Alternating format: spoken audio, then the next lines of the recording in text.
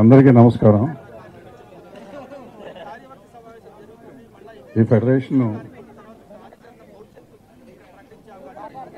లో ఎంతమందికి నేను తెలుసో నాకు తెలియదు.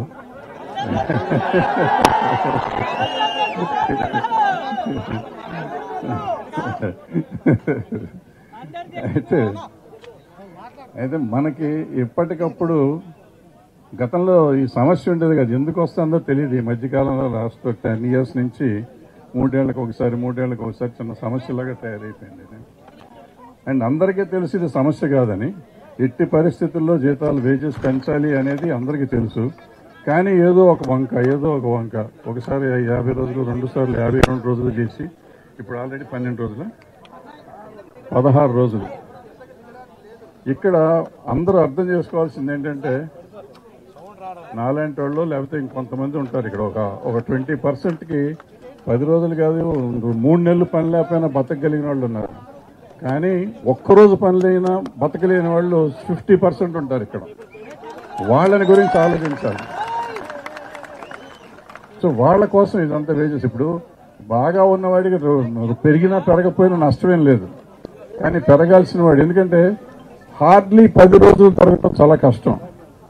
మిత్రులు, మా ప్రొడ్యూసర్ మిత్రులు కొంతమంది అంటారు, మీరు ఇది సాఫ్ట్వేర్ ఇంజనీర్ల కంటే చాలా ఎక్కువ మీకు వస్తుంది అంటారు.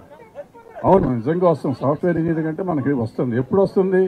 ప్రతి నెలలో 30 రోజులు మనకి జీతం ఇస్తే వస్తుంది. నెలలో 30 రోజులు గ్యారంటీ ఇస్తారని ఎవరన్నా చెప్తే అసలు వేజెస్ వద్దు, మాకు వద్దంటే ఈ వేజెస్ చాలు. ఇప్పుడు ఇస్తున్న దాన్ని 1 NP కూడా మేము ఎక్స్ట్రా అడగం, వద్దు పెంచొద్దు వేజెస్, ఎందుకంటే మీరు కష్టాల్లో ఉన్నారు, మాకు 30 రోజులు పని ఇస్తారా? ఇవ్వలేరు కూడా. వాళ్ళ కష్టం వాళ్ళది, మన కష్టం మనది.